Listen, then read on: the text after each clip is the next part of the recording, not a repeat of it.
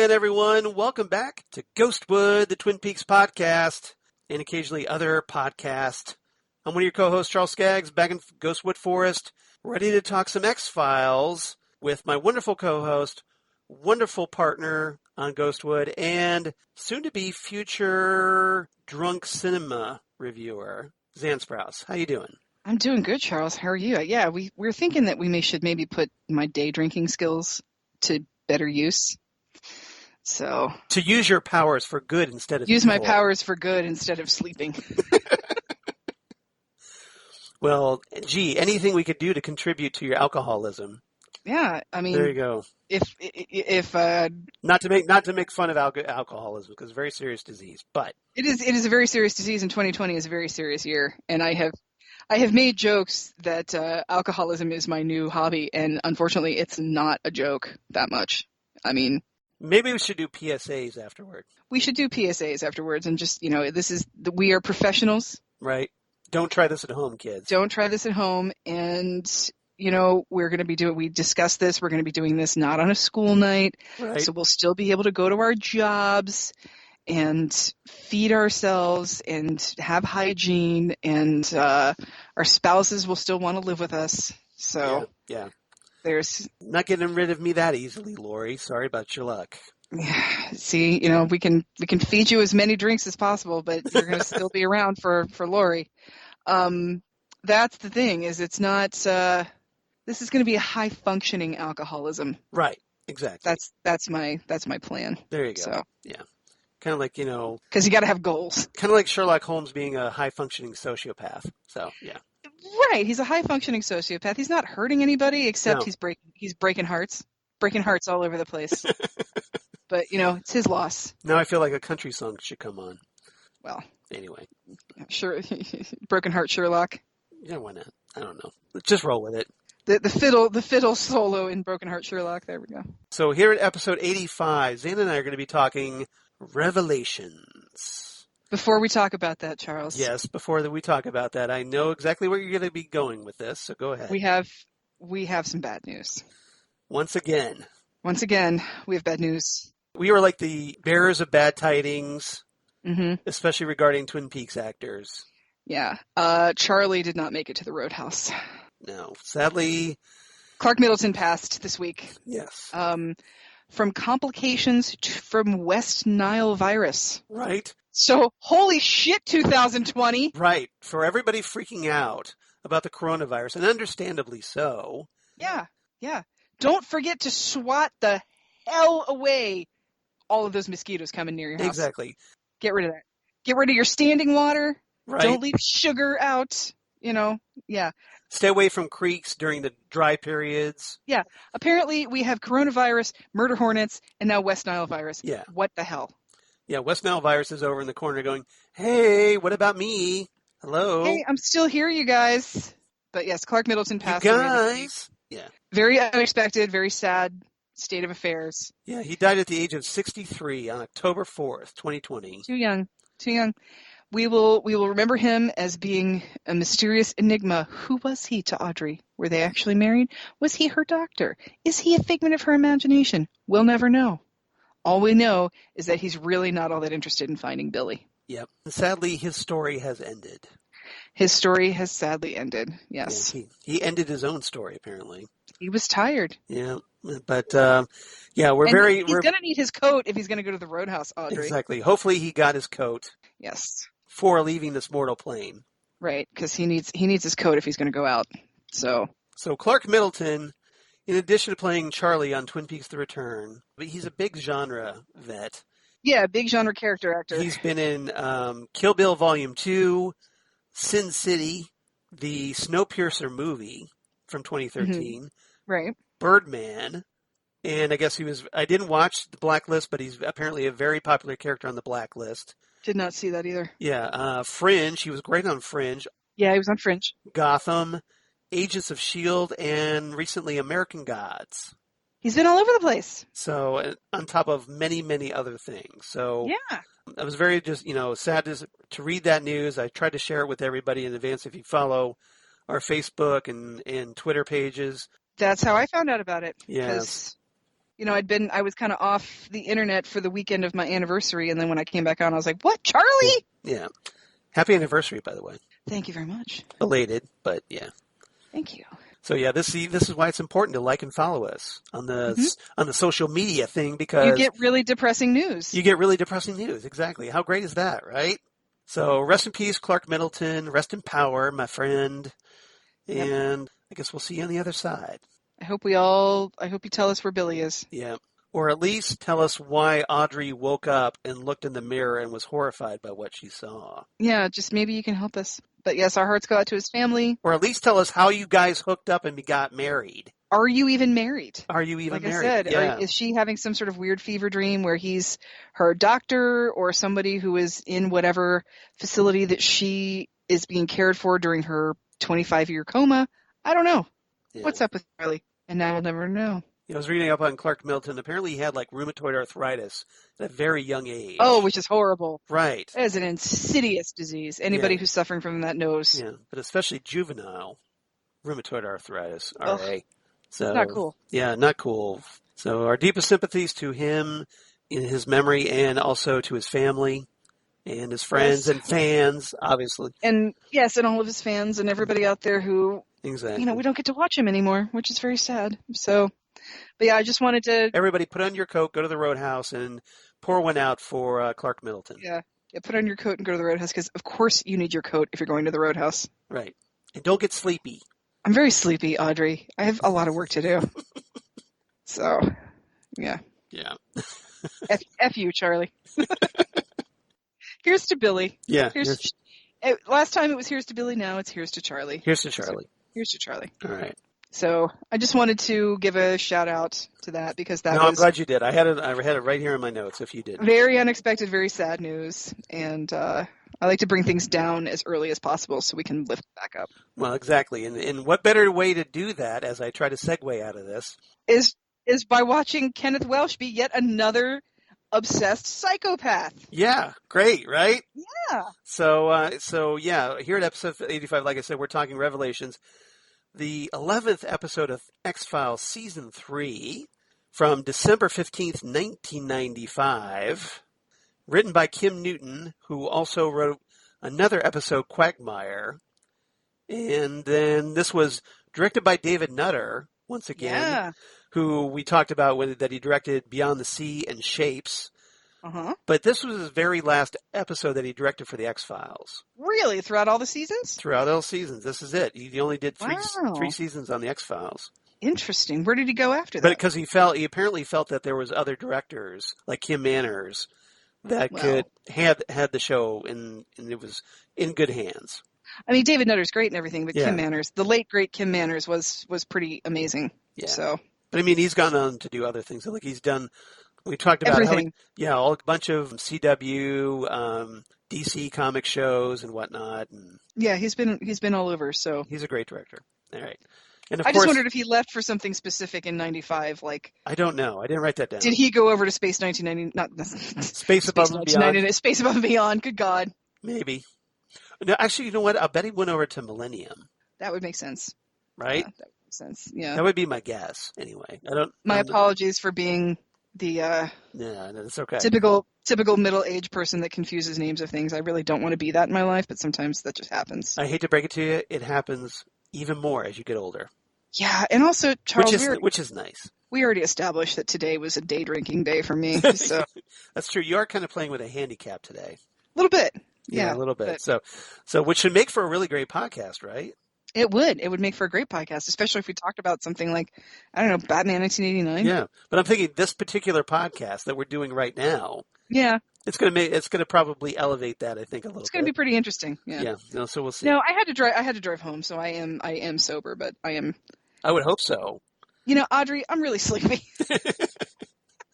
So, Xan, if you pass out during this podcast, should I wake you up? It's not going to really say a lot for our charisma if you fall asleep while we're talking. It's going to be like that episode of Parks and Rec where Ron Swanson is on that morning show and the host just passes out and he just takes phone calls. She's just on the floor asleep. I'm getting vibes of Anchorman going, like Xan going like Scotchy, Scotch. I love Scotch. I love Scotch. Go F yourself, Seattle. Yeah, this could be a very interesting show. This could be. So yeah. Strap in, kids. We're going for a ride. You're right.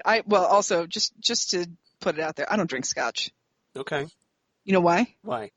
Because I'm an American and I drink bourbon. Thank you very much. Our friend Jesse Jackson, friend of the show, would definitely appreciate that because he's a big bourbon guy. Yeah, I'm big on the bourbon. So, brownest of the brown liquors. Yeah. And there we have our Simpsons quote for the day. I actually have another Simpsons reference to make in a minute. Excellent. So, guest cast, we have, of course, the great Kenneth Welsh. Yep. Wyndham Earle himself from Twin Peaks. Wyndham Earle. Playing Simon Gates, the big bad of this episode. He was also, obviously Kenneth Welsh, been in a lot of different things. He was in The Day After Tomorrow, in addition to Twin Peaks. He was in The Aviator, which is a great little movie. I kind of like that one, with Kate Blanchett, Leonardo DiCaprio, and others. Interestingly, Time Cop, the Jean-Claude Van Damme movie. Oh my God, I love that movie so much. I kind of dug that. Was one of the movies that I kind of watched in college. Well, it's one of those. It's time travel. Exactly. So I was I'll watch anything that's time travel. Yeah. The guy who co-hosts the Doctor Who podcast. Yeah, I think that's in your wheelhouse, isn't it? Just a little bit. Just a little bit. A little bit. Yeah. But he was also in Fantastic Four: Rise of the Silver Surfer. Yeah, it's not good. Smallville, the 2010 version of Human Target, and he was also recently in The Expanse. He was in The Expanse. So among other things, but those are some other things. Those are some geek cred that I thought were. Have I told you the among other things story, Charles? No, I don't believe so. Unfortunately, I was not here for this, so this is a secondhand story from Chris. But he was at a convention. Yeah. And Jonathan Harris was there. Oh yeah. Jonathan Harris, Dr. Smith himself. Right. And the pain of it all. You big booby. So, you know how when you're at conventions, there'll be overhead announcements. Hey kids, make sure you come see blah blah blah, whoever. Right. So they were doing this overhead announcement talking about everybody who was doing autographs, and we have Jonathan Harris who played Dr. Smith on Lost in Space, and he rolls his eye in perfect Dr. Smith motion, rolls his eyes and sighs and goes, among other things. Like, okay, a Twilight Zone and a Bug's Life. Okay, what next, Jonathan Harris? What else? Would anybody at this convention give a rat's ass about that you were in besides those three things? Right. But yeah, just very that's totally put out with among other things. So great. I'm so sad that I missed that. That's a great anecdote. I know, isn't that great? That's awesome. I like that. Yeah, totally Chris's. I can't take any credit for it, but it's something that we've said through the entirety of our relationship. That's okay. You're married. You're allowed to steal from him. It's nobody. Well, it's sharing. Cool. It's That's right. It's common property. It's sharing among spouses. Yeah, exactly. Yeah, all right. We also had Kevin Zegers as Kevin Kreider in this one. Right. And years later, he turned up on Fear the Walking Dead, Grace Point, which was the U.S. version of Broadchurch. Which was not nearly as good as Broadchurch, even though both shows had David Tennant playing the same character. Both very good. Grace Point did have Nick Nolte. Mm-hmm. That's true. Which I always enjoy watching Nick Nolte. Yeah. They were both. It's weird for me when you have something like that. Charles, you and I were talking before we started recording about the difference between the American Office and the British Office. Exactly. And when you have something like The Office where you're taking a concept and making that into a long-running series, that's a little easier for me than taking something that is a standalone closed story. Right. And just doing an American version of it, especially since Broadchurch is English. Exactly. It's not like you're taking a Polish TV show and redoing it in English rather than dubbing it. I mean, this is already shot in English. Why can't we just broadcast that one? I've never understood that. I don't get that. Now, if there was something like I'm sure, because it was aired on Fox. So I'm sure Fox is thinking, well, American audiences wouldn't appreciate the Britishness of this. And that's true for some people. It is ignorant, but it's true for some people. But at the same time, those people who wouldn't appreciate it wouldn't want to watch that kind of a show in the first place. Yeah. Now, for example, Chris and I have joked about how The Bill is basically England's Law and Order. Yeah. Because it's been going on for so long and everybody has guest starred on it. Well, they also have Law and Order UK over there. They have Law and Order UK, but it's the detective show that everyone has guest starred on. Yeah. So I understand, we'll be watching something, there'll be a British actor, I'll say, what else has he been in? And Chris will be like, $10 he was in The Bill, and Chris always wins the $10. Yeah. So when you have something like that where it's a concept that you can take and run with, that makes more sense to me. But when you have this enclosed storyline and all you're doing is remaking it 4 years after it originally aired, that doesn't make any sense to me. Actually, the American version of The Bill would probably be Law and Order Special Victims Unit, because everybody because I do all these casting things all the time for the various podcasts, and 9 times out of 10 these actors have it's almost like a requirement that in order to be on a geek TV show, you have to have done Law and Order Special Victims Unit. Yeah, everyone has guest starred on it at some point in time. Exactly. So it's, I get something that's a long-running series, but I don't get... And like I said, everybody in Grace Point did a good job. It was fine. It just wasn't... It didn't hold my attention that much. Yeah. Because I'd seen it already. Well, and it was also kind of like... It felt like the sanitized American version. It kind of did, yeah. Of British drama. And... Yeah, I mean, it was great that Tennant was willing to essentially redo Broadchurch all over again, but...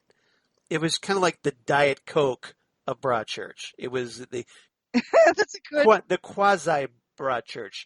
1 calorie Broadchurch, not Broadchurch enough. Yeah, it kind of tastes like Broadchurch. Yeah, and it tastes enough like it that you know what it's going to taste like when you get there. Yeah, exactly. It's not all that new, and so I just everybody did a good job in it. I just did not see the point. Yeah, that was the long and short of it for me. Right. So Sam Bottoms, who plays Michael Kreider, Kevin's father, he's got an impressive resume. He was in Apocalypse Now, The Outlaw Josie Wales, and The Last Picture Show. He was in The Last Picture Show, okay. Apparently, yeah. Interesting. According to IMDb. Haley Tyson played Susan Kreider. Michael Berryman is obviously a big actor of note for cult films. Can we keep this between us? I'd hate to lose my teaching job. That's So go ahead. Michael Berryman most people can just refer to him as the Hills Have Eyes guy. Mm-hmm. But I love him in Weird Science. Yep. That was one of the things. Those were 2 of the movies that I had down. I hate to lose my teaching job. That is so freaking funny. I don't know. Yeah. I don't know why, but that is just such a clever thing to say. So Michael Berryman plays Owen Jarvis in this episode. Yep. And he was also in One Flew Over the Cuckoo's Nest. He's been every freaking where. And you talked about Hills of Eyes and Weird Science. He's also in Star Trek 4 and 5. Oh, yeah. Because he was one of Cybok's guys in Star Trek 5, his minions. Okay. Yeah. Gotcha. And he was also on the TV series Penny Dreadful, which I loved. Oh, was he on that? Okay. Yeah, he was. Like you said, he's been everywhere, man. He's been everywhere. Yeah, he's fabulous. Yep. So, obviously a very distinctive character actor.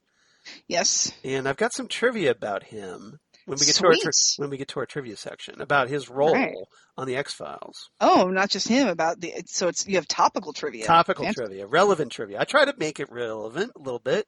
Even better. Even though I'm not relevant, I try to make the trivia relevant. Well, Charles, the very nature of trivia is irrelevant in itself. That's true. Well, yeah, I guess, but I see trivia as more minutia, but true. Yeah. True. Not necessarily. Yeah, you're right. It's not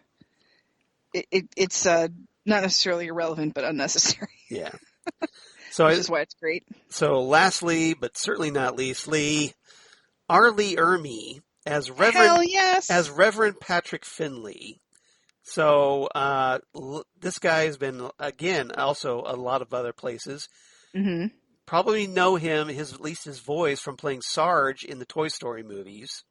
Yep. You know, the Sarge in the Toy Story leader movies. of the Army Men, the Green Army Men. When they leave, garage sale, we're leaving. We're the first to go. Yep. He was also in the movie Seven. He was in the movie Seven. He's one probably of my favorite known. movies. Yes. That's one of my favorite moments of his, where he just answers the phone. This ain't even my desk, and then just hangs up the phone. Yes, that was a great moment. I love that moment, but he's probably best known. Maybe we should talk about that on our podcast. I think we should, for his role in Stanley Kubrick's Full Metal Jacket. Yep, that was next on my list. Yep. Uh-huh. He was also because if you've ever said, "What is your major malfunction, numbnuts?" he's why you say that. Yep, that's the line. He was also in Mississippi Burning, Fletch Lives, X-Men The Last Stand, the X-Men The Last Stand, believe it or not. Uh-huh. And, of course, Xan would recognize him as Colonel Leslie Habablap. Colonel Habablap. Habablap, yeah. We're going to tear through this place fast. We're going to find this guy faster than Garfield finds lasagna. I'm sorry. My wife thought that was gangbusters. I'm going to tear you up like a Kleenex at a snot party. Corpse you up and send you home to mama. Yeah, they're all fabulous. Yeah. I had a feeling. Just sprayed engine. What is it? I knew Xan would have some quotes on that, and of course she did not disappoint. Just got to. All I had to say was Hapablap. Yeah, Hapablap. That fool McGucket just sprayed engine cooler all over Chuck Yeager's Acura. Yeah. Yep. And lastly, and I thought this was note because I'm a comics geek. He did the voice of DC Comics superhero Wildcat on the Batman the Brave and the Bold animated series.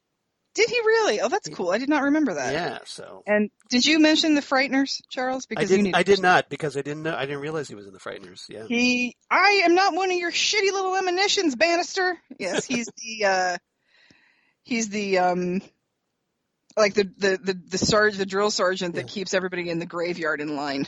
Right. Like he just can't leave that part of his personality behind. So makes sense. He's also in the Frighteners. So yeah, and he's always wonderful. Whenever he's in anything, he's always wonderful. Yeah, he is. And obviously he has a hugely distinctive voice. I mean, just very much so. Yeah. That drill sergeant voice, which is why he's Sarge in just about every military movie that he's in, even Toy Story. Dude was for real a Marine. Yeah, exactly. Yeah, he was legit.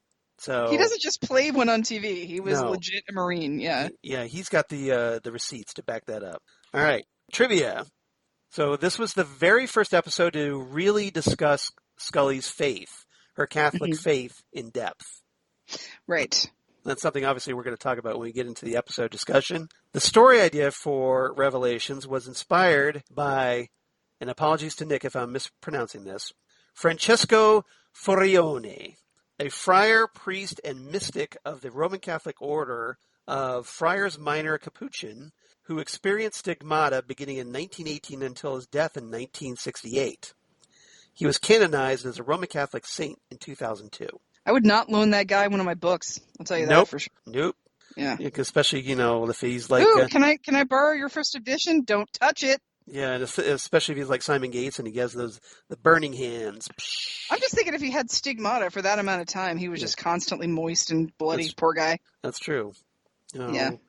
Hopefully at least, stop by the store and get some pads for that, I guess.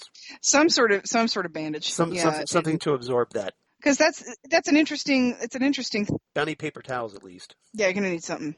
Stigmata is an interesting phenomenon, Charles, because, and this is gross. Yes. There have been some studies done about Christ on the cross and how. Well, first, why don't you explain stigmata for people who don't know? For people who don't know stigmata is when you have inexplicable wounds on the palms of your hands that supposedly mimic the wounds of the nails that Jesus was nailed to the cross with. Or other wounds, like the wound on your side or something. Right, anything like that. But most of the time, most of the time it manifests in your hands like the nails on the cross. Yes. but there's been a lot of skepticism around stigmata because, like I said, and this is gross, there have been people that have studied the concept of Jesus being nailed to the cross, and they've used corpses. Mm-hmm. And when you nail corpses to wood through the hand, the nail just falls out. Yeah, exactly. There's too much. Yeah. There's too much connective tissue thing. Yeah. Right. And so the nail just falls out. So there are a lot of religious scholars who believe that. Well, especially as the corpse decays and decomposes. After 3 days. Yeah, exactly. Right. Jesus. Right. So there are a lot of religious scholars who believe that Jesus was in fact nailed to the cross by his wrists. Right. So, because there's that bone in your hand that would probably catch the nail. Right. So there's a lot of controversy around stigmata as to whether or not it is an actual miraculous phenomenon or if somebody's just full of it. So that's interesting. Which is why I think it's a good topic for the X-Files, because it's very much unexplained phenomenon. It's an unexplained phenomenon, and it's a lot like psychic surgery or anything else that is supposed to be this sort of, I don't want to say religious-based, because I'm not trying to say that anything religious-based is full of it. I'm just trying to say that there are certain things that are faith-based in your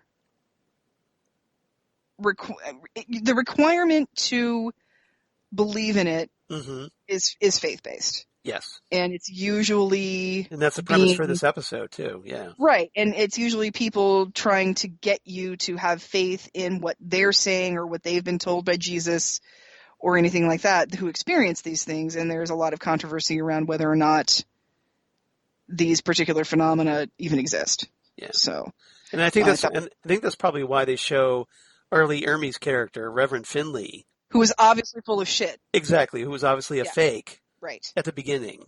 And you get that, I mean... For the contrast. Yeah, it is my opinion, and, give me a hard time if you want to, but this is my opinion.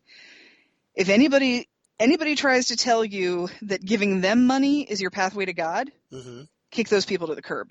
Right. Because that's not how this works. Well, as I think Bono expressed it so eloquently... The God I know ain't short of cash, mister? Yeah, the God I believe in isn't short of cash, mister. Mister, yeah, exactly. So anytime you've got somebody in a tent passing around a dish because he can heal you from the wheelchair, just move on, because that person is full of it. And all you're gonna lose... Yep. All you're going to gain is cynicism, and all you're going to lose is whatever money you put in that collection plate. Yeah. So, and that's Arlie Ermey's character. He's like a tent revival CC writer kind of a guy who con man. Yeah, con man with he has, you find out after he is murdered by Wyndham Earle, that he has a blood packet strapped to him. Yeah. And it's totally fake. Yeah. So. And we'll talk more here in a second about that. We're almost done. So I appreciate the trivia. That was good. I didn't have that. So thank you for that. All right. Apparently this episode had been it was obviously a bit of concern with religious people, overly religious people, because, so the producers didn't want to piss certain people off. But according to Chris Carter, the creator and showrunner, the show handled it in a way to make it about miracle belief or lack of belief. And I think they did do a good job in this episode because, like I said, it doesn't matter what you believe. There are some things that you just can't explain. Yeah. And there are also some people who will use that to their advantage. Yeah. And I don't care what religion you are or what religion you aren't. Anybody who does that should be denounced for being the shyster that they are. Yeah. And and I think that's why it makes it such a compelling episode for Scully, because she is a true believer in this, and normally she's the skeptic. So this gives, I think, a little added dimension to her character because of her faith. Right, because there's and this is the kind of thing that we have seen over the years, and as we learn more scientifically, there's still a lot about this universe that we don't know. Yeah. But as we learn more things scientifically, we sort of figure out what these biblical parables were talking about and what actually happened. And stigmata is not really one of those. We still can't really explain stigmata very well.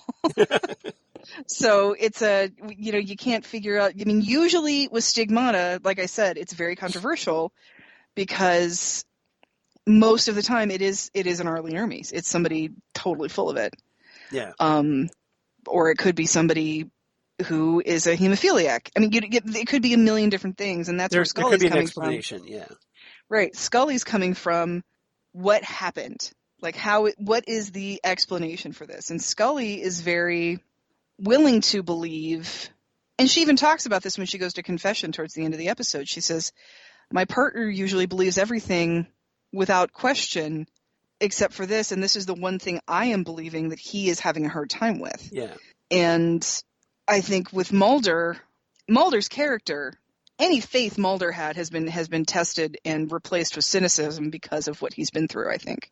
But he also has his own faith. It's just a different faith because he believes in the extraterrestrial. Right. Because of his experience with his sister and seeing her kidnapped. So that's where his faith lies. I think in the unexplained. In the unexplained, right? Yeah. But when it comes to anything religious, I feel like Mulder, any religious faith Mulder would have had has been replaced by cynicism, because I'm sure to young Fox Mulder's mind, if there was a God, this would not have happened to me. Yeah.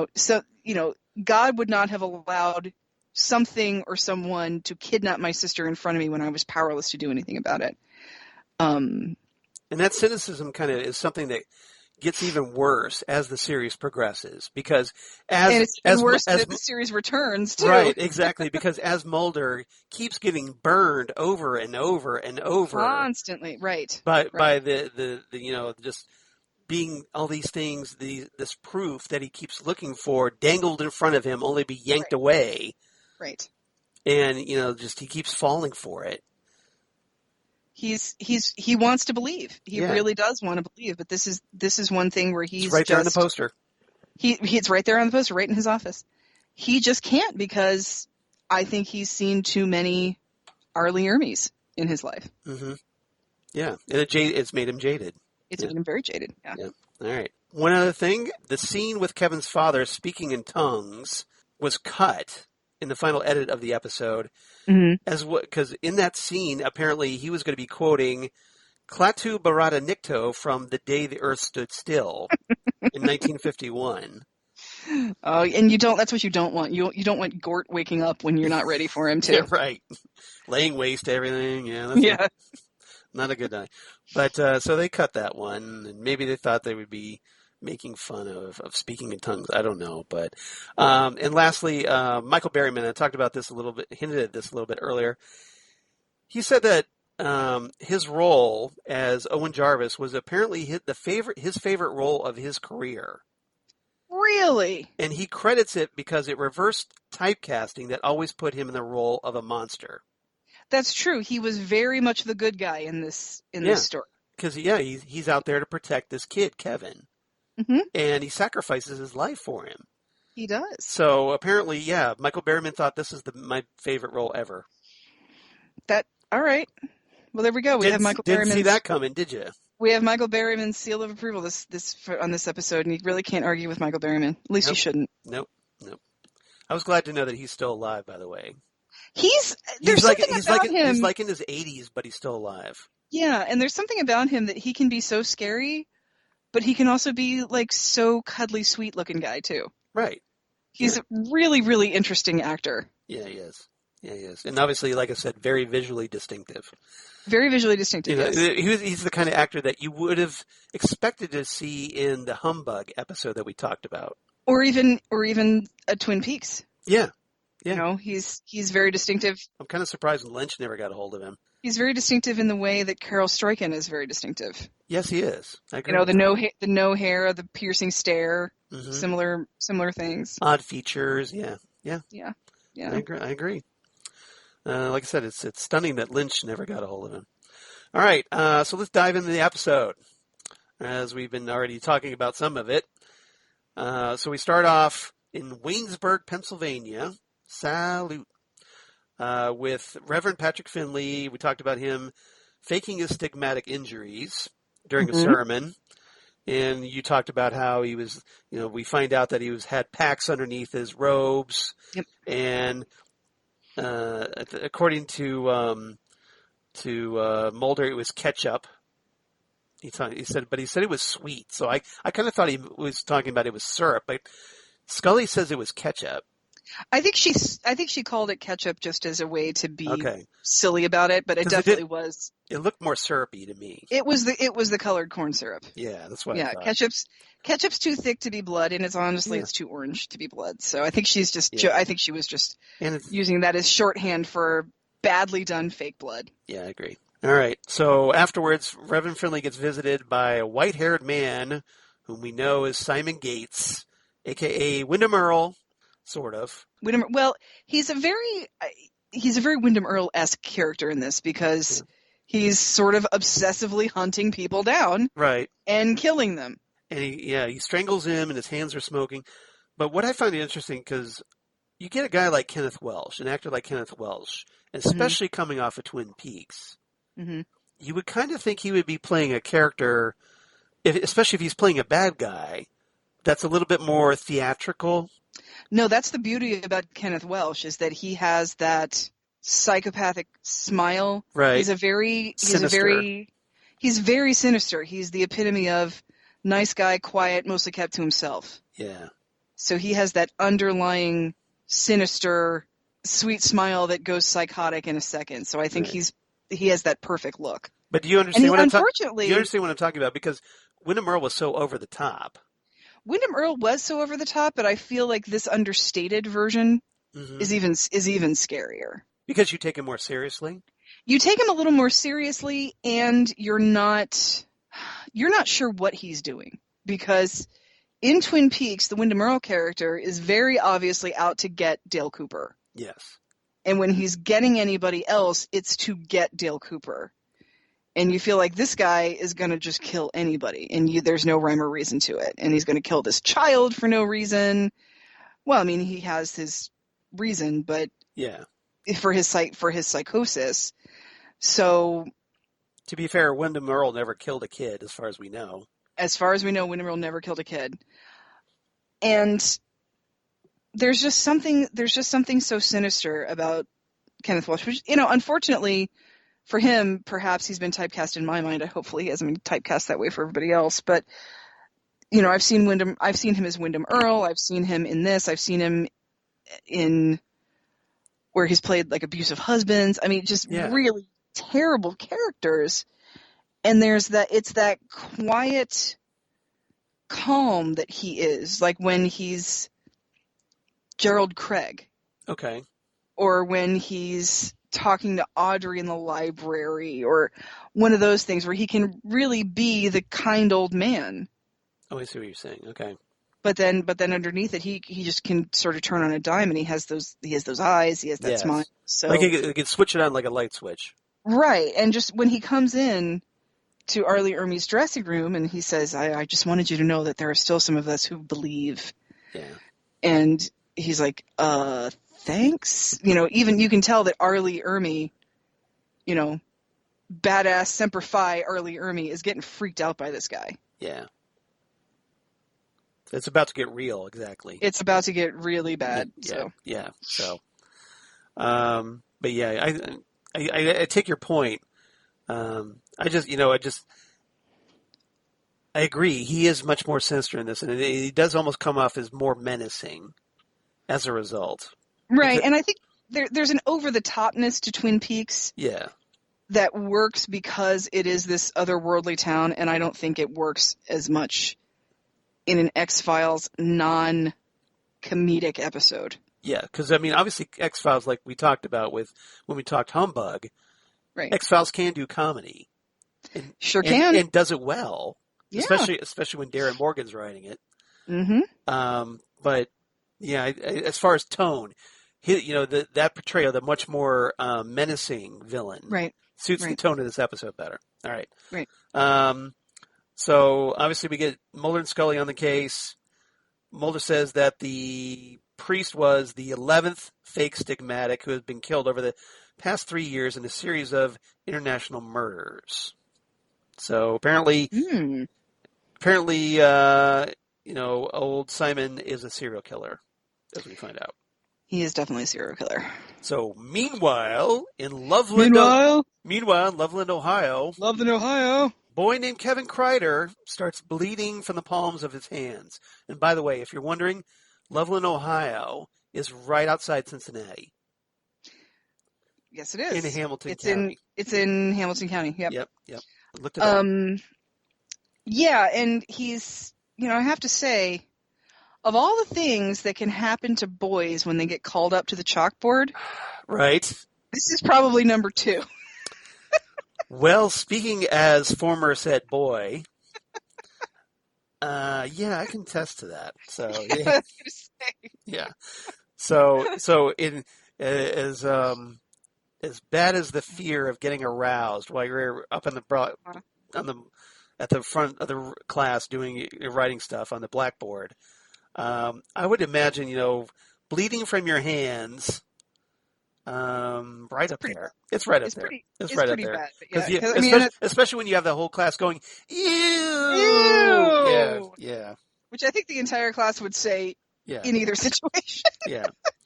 But interestingly, Kevin was like, before he started bleeding from his hands, he was acting kind of like the class clown. He was some class clown or really charming or picking on girls, and he was trying to, just act up. And so you figure, okay, well, maybe he's just goofing around here. Yeah, not really. Not so much. Yeah. So Mulder and Scully show up, and they meet up with a social worker who claims Kevin suffered injuries before and that his father was institutionalized. Here is where this episode leaves me wanting. I was kind of hoping you would break into the song Institutionalized by the Suicidal Tendencies. Sometimes I try to do things and they don't work out the way I want them to. Thank you. Time, and I try real hard, and people say, you know what, it looks like you're having a lot of problems lately, maybe feel better if you talked about it. I'm like, no, I'm all right. I'll handle it. I'll deal with it. They keep bugging me. And then it builds up inside. And I'm not crazy. You're the one that's crazy, and you're driving me crazy. Wait. You decided my best interests? How do you know what my best interests are? Yes. When I went to your schools, I went to your churches, I went to your institutional learning facilities, you're going to tell me that I'm crazy? Because all I wanted was a Pepsi. Just one Pepsi. She wouldn't give it to me. And this, right there, people, this is why I love podcasting with Xan. Institutionalized by the Suicidal Tendencies is a fantastic song. My podcast soulmate, Xan Sprouse. That's why I'm here, to add levity and non sequiturs. That's what I do. But no, this part of the story did leave me wanting a little bit, because what was the deal with this kid's dad? Was this kid's dad always a religious fanatic? Did he become a religious fanatic because his child had stigmata? Does he also have Jerusalem syndrome, which we find out Kenneth Welsh's character has later on? Yeah. So I feel like he has this dad that is immediately institutionalized. And so I'm sure that, because this is the weird thing about religion. Only one thing? Well, okay. Way to undersell it there, Xan. Right. Well, there's a weird thing about religion where it's good, too much. Right. You can leap over the line of being too much really easily, and when you start, and in most cultures, the expectation is that you are at least a Christmas and Easter religious person, Right. meaning you go to church at least twice a year, that, you have the basic tenets going on in your family, and, you might maybe say grace at Thanksgiving. I don't know. The expectation is that you follow some sort of religious thing, all presidents have to swear on a Bible and all that kind of stuff, but some semblance of structure. Some semblance of religious structure, but anytime you hear somebody talk about something biblical in a present day scenario, they're immediately crazy. Yep. And I feel like this is probably what happened with this kid's dad. I'll bet they had a similar situation where he's up at the chalkboard or doing whatever, and he starts bleeding from his hands. And as you saw in this episode, they are holes. They are little holes. They are like puncture wounds. They are nail sized. Yeah. So I'm sure that somebody goes to the house to do a visit, and they say, your son seems to have hit, do you know what happened? Did he hurt himself at home? And instead of saying, oh my goodness, what happened to our child? This father probably was all with the, oh yes, my son is the chosen one. Yeah. That is why he bears the mark of Christ. I mean, he's probably doing that kind of a thing. So how did that start? Was he always like that? Was the mom like that and she distanced herself because they had the kid taken away? I feel like there's a lot going on with this family that I will never know about. There was a lot of backstory. I agree. But, a lot of backstory. But the vibe I got was that, yes, something, the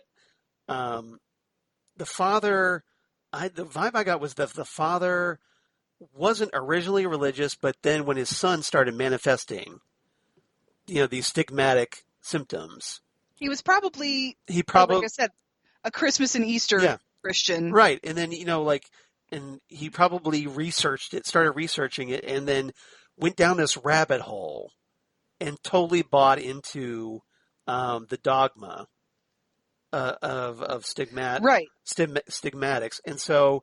And then he kind of tipped over the edge. Like maybe for whatever reason, his interest turned into an obsession, and his obsession turned into fanaticism. That sounds probably about right. And that's probably what broke up their marriage, because Kevin's mom is probably like, oh hell no, we're not doing this. My son is not, the chosen one, and you're not crazy. Going. You're the one that's crazy. You're driving me crazy. Yeah, exactly. We are not going to celebrate our son's injuries. Right. We're not going to let our son bleed on the school bus and then and then celebrate that because he bears the mark of Christ. That's not what we're going to do. Yeah, and Kevin's father, when Mulder and Scully show up to talk to him, he's talking about how his son is the chosen one, like you said, and that evil forces will come to kill him as part of a great war between good and evil. So not only that, he's not kind of like helping himself. Yeah, so it's all part of this war, to basically elevate him even more in importance. Right, the holy war that has been coming for the last 2,000 years. And only like my son is this key part of this war, and they're just trying to kill him. Right. So, and I'm trying to protect him because I'm crazy. Essentially. Right, and the fact that he is a child, and the fact that he is trying, and he's not trying to make money off of it, is what gives a little bit of credence to their story, that he truly believes this. This is not his way of, like, I don't know, did you watch Perry Mason? Yes, I did. Perry Mason? Yes, I did. I liked it a lot. He's definitely not using his child to get ahead in life, whether that means allowing someone to rape his child so they can have car help, or using his child as a minister to get money. Yeah, if you haven't seen the HBO miniseries, the revival of Perry Mason, Tatiana Maslany's character in that series has been through some shit. Has a horrible, horrible mother that essentially pimped her out to this dude for gas. Who is played brilliantly, as usual, by the great Lily Taylor. Right. She's not a good person. The character, I'm sure Lily Taylor is probably a wonderful person. Lily Taylor's phenomenal. Yeah. But her character is a horrible POS. So, yeah. Yeah, she's horrible. Yeah. So, and like I said, Lily Taylor is unbelievably fabulous as usual. So, but yeah, he's not doing anything like that. So you really do believe that he actually believes what he's talking about. Again, because in our culture, you can be religious up to a point, and then when you cross that line, you have leapt over it. This is one of those moments where he's leapt over it, frankly. Pretty much. And as a result, he's been locked up as a result in this institution. So Kevin ends up getting abducted by Owen, a strange-looking man. Mm-hmm. And Kevin's mother recognizes the man's description as Owen Jarvis, who did some yard work for the family in the past. So Owen claims to be Kevin's guardian angel. Which is probably why he came to them to do yard work in the first place. Exactly. So obviously, Owen showing up a little bit under false pretenses. He's like the heavenly version of Mrs. Baylock in The Omen. You know, have no fear, little one. I am here to protect thee. That's a great reference, by the way. That's his character. He's the heavenly Mrs. Baylock. Yeah. Hopefully, no hellhounds. Maybe heaven hounds, I guess. But yeah. What would Heaven Hound be? Would that be like pugs? I think it'd be pugs. They're the best dog ever. I'd like to think of beagle, but I mean, that's just me. Well, I like beagles. Yeah, and Snoopy. Yeah, exactly. Snoopy's pretty great. That's probably why I like beagles, because of watching so much Charlie Brown animated specials as a kid. Mm-hmm. All right, Peanuts animated specials. So as when Mulder and Scully show up at Kevin's house, Kevin mysteriously disappears. Owen claims that he was asked by God to protect Kevin, and he kind of lays into Scully for her faith not being as strong as his, which is always a religious no-no, that you should never criticize someone's faith. Nope. It's not exactly, polite. So Owen jumps out a window and escapes. So he's just like, that's it, I'm bailing out of here. He jumps out a 2-story window. Yep. And he vanishes into survives the night. with like pieces of glass coming out of his face. Exactly. It's pretty hardcore. Yeah. It was pretty, So Kevin ends up coming back to his house, gets pursued by Simon Gates, who kills Owen when Owen shows up to protect Kevin. And that's when we get to see Owen's face get all... See, now that's where this episode gets really strange, because we'll talk about this in a second, Charles. Okay. Go on with the episode, and I'll come back to this. Okay, well, you can talk about it now if you want. No, because it'll be better. It'll make more sense when we talk about this. All right, you want to put it in its context. Okay. Yeah, I do. All right, let me know, and feel free. Scully performs an autopsy, finds that Owen's corpse is not decaying, which reminds her of quote-unquote incorruptibles. And he smells like flowers. Exactly. It's like a daisy. Mm-hmm. Daisy fresh, right on the slab. Exactly. He's stone dead. That she learned about in catechism. Don't be such a baby. He's bleeding demised. Mulder tells Scully not to let her faith cloud her judgment. Mm-hmm. Which is kind of ironic because Mulder usually... That's literally all Mulder ever does. Exactly. So it's a little bit of a hypocrisy coming from... That's the thing, is that we have to remember faith is not specific to religion. Right. Faith is any time you believe something that you can't explain or you can't prove. Right. Or so just, it's something that you believe in, no matter what. Right. Something you believe in regardless of empirical evidence. Yeah. So it's not just for religion anymore. Exactly. It's not just for breakfast anymore. Nope. Scully finds that handprints on Owen's neck belong to Simon Gates because, hey, burned his fingerprints right into him, right? Yes. That's kind of CSI 101 there. Mm-hmm. Who's like this rich, powerful executive. So apparently, kind of like, a Damien Thorne in the third Omen movie. Like rich. When the Jews return to Zion. Rich, powerful. So he goes all Sam Neill, right? And the crappy third one where he's president. I like that one. That's actually one of my favorites. I like that one more than Omen 2. Well, of course you did. Did Yeah. you ever see that episode of Space Ghost where Space Ghost believes that they're dealing with the Antichrist? Yeah. So he flies away and then he flies back. He's like, okay, I just watched all of the Omen movies, including the crappy third one where he's president. So that's where I get that. That's a Space Ghost quote. Yeah. So the third one was the first one I got to see in the theater. Oh, okay. That makes sense. So I kind of am more loyal to that one. Although I got to give props to the first one because hey, Patrick Troughton's in it. Patrick Troughton's in it, yeah. So turning man against his brother until man exists. It's like you killed a doctor in that one. Okay. Well. Yeah. You kind of you really got him too. Just big old lightning rod. Little spike right through the. Yeah. Yep. Impaled him. Right through the entire body. That was pretty. Try and regenerate out of that one. Guys, if you haven't seen The Omen, you really need to see The Omen. It's pretty freaking amazing. I think I'm thinking there's another movie we need to talk about. We're coming up with titles here. Yeah. That's all right. Kevin travels with his mom in a car, which of course breaks down because hey, it's a TV show.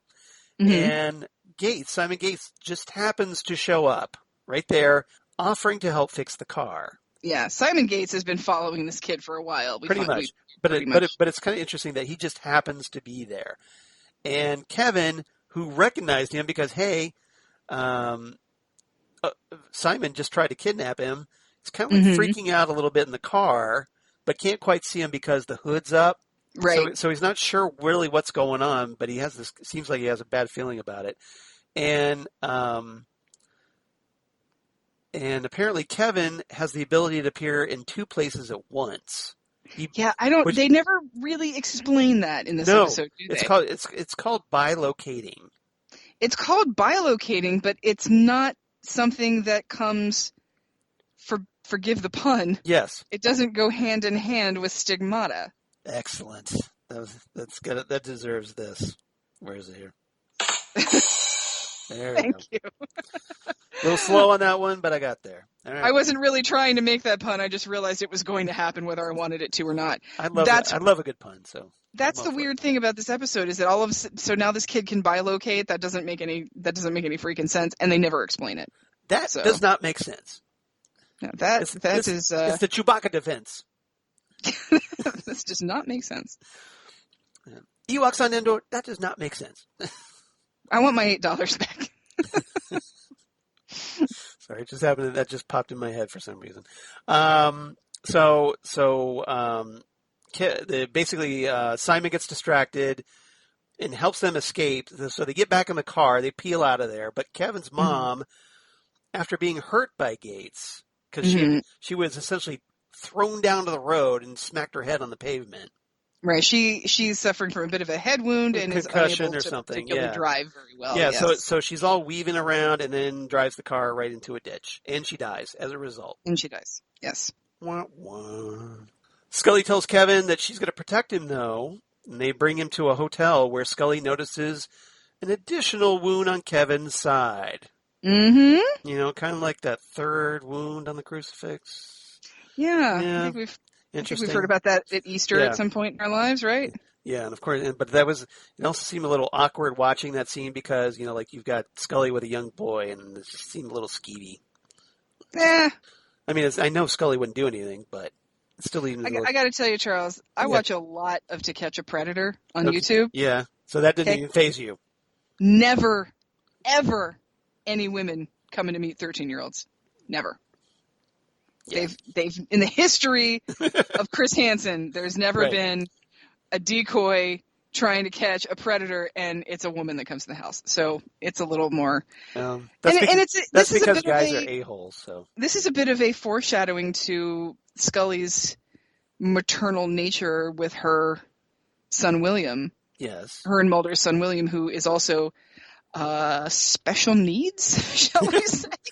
Special needs, alien-human hybrid. You know, take your pick. Yeah. Something that you really can't understand using current scientific theory. So I think this is a bit of foreshadowing to her maternal nature. Yeah, Scully and Mulder kind of get into it when Mulder won't even consider that a miracle is possible. Right. So this is essentially Scully defending her faith. And again, I can't say that I blame Mulder because he's probably sitting there. He's like, look, if miracles were real, I would have a sister. Yes. Okay. So tell me another one, Scully. I think he's very, very jaded. Mulder pretty much can play that card anytime he wants. I think he's just really jaded about even considering the concept that something otherworldly can help you rather than hurt you. Yeah. Yeah, that's probably why he's so, because, of being so negatively affected, he can't see the positive benefit from that. Right. That has not happened for him. Yeah, exactly. Not in his experience, anyway. Nope. So as they're talking, though, as they get into this little argument, Simon Gates decides, well, hey, I'll just break into the bathroom and steal a kid. So he does that. Silently. Pries no open one's gonna hear me. Pries open. There was a barred window, but he pries it open because, hey, he's got heat hands and can just pull that apart. Yeah. And, we see the after effects that were like he had just taken a kid, and you see the iron bars which had been pulled back. They're still red from being heated. Yeah, they're still right. They were melted. Like Mulder says, like it was like somebody took an acetylene torch to him. Yep. So. Which is probably what they did. Yeah. To get that effect, that's probably exactly how they did it. So Scully, instead of trying to pursue Gates, I guess, decides, well, I need to go back to see Kevin's father. So she goes back to see Kevin's father, but he's drugged. Sorry about your luck. Yeah, extremely, extremely drugged, and he can't remember anything, but he is talking in... He's going to take a little nap now. Just hit him up with about 300 cc's of Thorazine. He's talking in riddle, but the riddles actually makes... by the way. You're welcome. He's talking in riddles, but the riddles make sense. Right. So with the whole full circle, and we realize that Kenneth Welsh character is a recycling magnate. Yeah, exactly. So the whole recycling symbol, get it? Yeah, right. Yeah. It's a metaphor, get it? That's where we get our well-respected man about town. Yep. That is the, who's gonna come for... Yeah. Who's going to come for Kevin? Yeah. Speaking of which, that recycling plant is in Jerusalem, Ohio. Oh no! Which is on the southeast portion of Ohio, right along the Ohio River, I believe, or at least along the West Virginia border. Maybe not the Ohio River, but probably along the West Virginia border. Yeah. So it's in case you're wondering, trying to keep the geography straight. So it basically took him all the way across the state to his recycling plant. Now, which is like a 3-hour drive at least, maybe 2. Well, you idiots are running your candy asses halfway across the state and back. Yeah. I'll be on the other side, relaxing with my thoughts. Okay, so we have Jerusalem, Ohio. Yeah. And we also find out that this character has recently been to Jerusalem, Israel. Yes. On vacation. Coincidence? I think not. I think not. Here's the thing about this character that starts to get a little bit weird for me on this one. Once again, Jerusalem syndrome is a thing where you take a pilgrimage to the Holy Land and then you feel like you have been touched by God. Yeah. And you are either healed or you now have a message or you are a chosen one. Like a Messiah, yeah. Yeah, Mulder actually brings that up, I believe. Or was it Scully? Maybe one of those two. One of the two brings that up when they talk about how he had been to Jerusalem, and that's what's going on here. But where do the heat hands come from? Exactly, right? That's what's weird about this episode is you have all these things with the heat hands and the...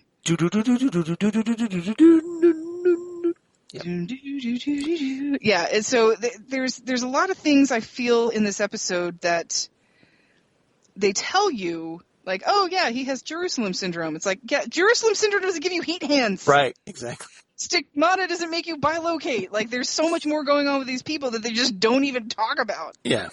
It's not like he just rubbed his hands together really fast, but it's not like he just has like, hot hands. Yeah. That he put in his gloves or something. But yeah, this episode bugs me for that because it just sort of assumes that you're just going to be like, yeah, okay. Yeah. It's not like he was an NBA star who had the hot hands, but no. Yeah, it's really strange to me. Yeah, exactly. I get your point. So, Mulder thinks he went to the airport because there was a guy matching Gates' description was reported heading there, Mulder or Scully's like, nope, no, he's going to the recycling plant. Yep. It turns out she's right. She's right. No surprise there. I think we would all put our money on Scully being right more than Mulder, maybe, usually. So Scully shows up at the recycling plant where Gates tells Kevin that he must die for the new age to come, which was the exact same thing that his dad, Kevin's dad, was ranting about. Right. So apparently Kevin's dad was on the money, at least. Yeah. Onto something. Gates attempts to jump into a paper shredding machine with Kevin. I don't know why Gates decided he was going to take himself out instead of just pushing Kevin in. And boy, does he get pulverized. But Kevin grabs onto the side as Gates falls into the shredder and is killed. See ya. Yeah, and it's gross. Yeah. Yeah, he gets all. That's your and of course buddy over there. And of course you see all the paper with blood on it. And yeah, it's gross. And of course Scully shows up just in time to pull Kevin to safety because hey, nick of time. Because it is now 9:54 on the X-Files, and we have to exactly we have to wrap we got to wrap things up. Yeah. 2 days later, Scully and Kevin say goodbye. Kevin tells Scully he'll see her again, and the narrator at that point should say he doesn't. You never see Scully again. You never see Scully again. Yeah. Scully goes to the confessional for the first time in 6 years in the epilogue. Yep. Which is interesting. This is where we really dive into the Catholicism a bit. Wondering if God is speaking, but that no one is listening. Yeah. Yeah. And in the confessional, the priest advises her, sometimes we must come full circle to find the truth. Because, hey, he was a recycling guy. Get it? Yeah, full circle again. I get it. Full circle, I see what you're saying. Yeah. And, of course, this re-echoes a phrase used by Kevin's father early in the episode, and that what Scully connected to the recycling plant. So, all right. After she noticed there was a recycling symbol outside the hospital room of Kevin's father. Yep. So there you go. That's how she figured out that he's talking in riddle, but he's making sense. Yeah. So that's our episode, everybody. So solid episode, I thought. Xan, do you have a rating? Yeah. I'm going to give this one 6 out of 10 bags of fake blood. Really? Yeah. And like I said, because... Pretty low this time. Yeah, it's pretty low because, like I said, there are so many things in this episode that they just sort of expect you to accept without explanation. Right. Like, I've heard of... You mean take on faith? I see what you did there. See what I did there? I see what you did there. And, maybe that was their intention. Maybe they're saying, that's what I would tell me if I were at a convention and I were one of those jerks bitching about the episode. Right. I just feel like there's so much that they are saying, and then explain. And then this happened, and we're just supposed to go, yeah, all right. Things like bilocation, heat hands. Yeah. What's the deal with Kevin's father? Just all kinds of stuff like that, where you're like, okay, well, there's more going on here than just some kid who's bleeding and some guy who has Jerusalem syndrome. And they're not telling us what that is. Superhuman strength is a thing that can happen, especially in great moments of faith-based adrenaline. Right. They say that when you go to, and I've got hair in my headphones, so it's driving me crazy. Okay. When you go to one of those, it's funny. I never have that problem. You don't have that problem. I don't know why. You go to one of those tent healers, and they put their hands on you, and then people pass out. Yeah. Supposedly healed, and they say that what that is a rush of adrenaline.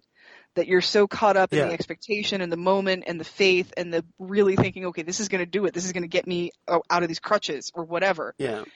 That's why people start convulsing, and that's why people fall over, and that's why they pass out. So there's all of these things that we've heard about, these sort of religious ailments that we've heard about over the course of time that are explained by whatever, but I don't. And maybe there's some story that I don't know about how there's somebody who had stigmata and could bilocate, but the bilocation is just almost like. And I think you've heard me make this comparison before, Charles, where there's sometimes I feel like people are writing the way little kids tell stories. And I've said this about the Wizard of Oz books, the Oz books by L. Frank Baum. They're very much like how a little kid just tells you things as they think of them. Yeah.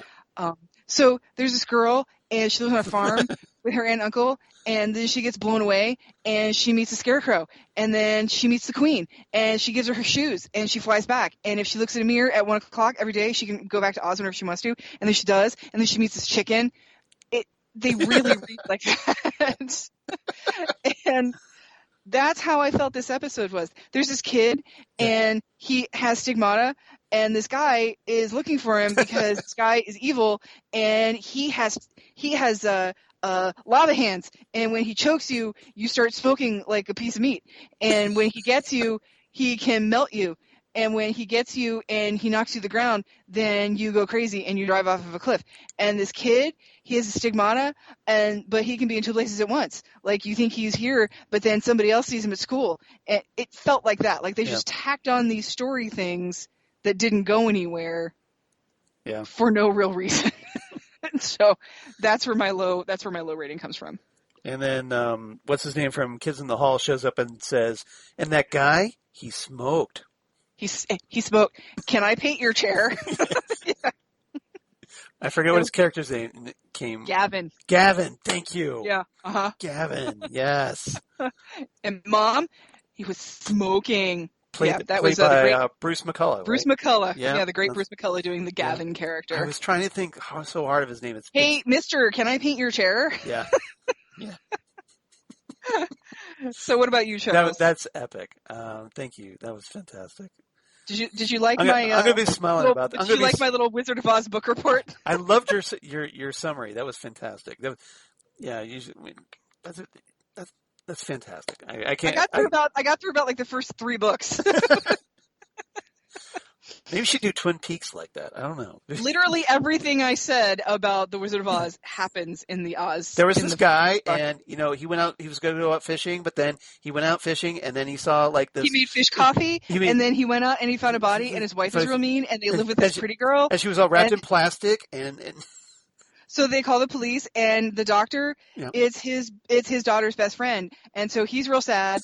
So they call in this other guy who likes sandwiches and pie a lot, and he drives into town, and the lights aren't working, and he finds a letter under her hand, and he says this happened before. And then this other girl, she's in her underwear, and she comes across the bridge because she went to Canada, and some men were mean to her, and they tied her up, and now she's in the hospital, and her dad works for the nasty lady who's married to the fish coffee guy, and they have to shut down everything because everybody's scared that everybody's going to get murdered. And so the man who likes sandwiches, he's with the FBI, and he makes sure that there's a curfew, and the sheriff, he's in love with the pretty girl, and they start kissing, and then all of a sudden you see the girl's best friend, and now she's in love with the girl's boyfriend. Now that she's dead, they get together, and they drive off, and they bury something in the woods, and then somebody digs it up. That was gold. That was gold. That is episode 1 of if we ever do a highlight reel, that's got to be on there. I'm sorry. Yeah, that's episode 1 of Twin Peaks. Everyone, you just listen to Ghostwood history, as far as I'm concerned. And this girl, she borrows her sister's bicycle, but she doesn't put air in the tires, and she gets in trouble. And this guy, Bobby, he killed a guy. Bobby killed a guy. And then there's Mike. He's a bonehead boyfriend. And they go and they find Donna at the gas station, which is at her new secret boyfriend's uncle's house. And his aunt is crazy, and she wears an eye patch, and she likes drapes. You have a gift for this. You have an absolute gift for this. Thank you. I hope everybody else found it as entertaining. If they didn't, there's something wrong with them. I'm sorry. But yeah, there's something wrong with you. There's something really, really wrong with you. But yeah, when you have a story like this where you just add shit in and you don't do any, you don't talk about it other than like, oh, apparently the kid can bilocate. Go back to that, Mulder. I mean, that is so much more interesting. It's like, wait, back up a minute. Hang up. Bilocate. bilocating. Okay. Right. All right. Whatever. Okay. But What is he, a mutant? Does he go to Professor X's Institute for Gifted Institute Youngsters? for Gifted Youngsters? Yeah. Yeah. What's up with that?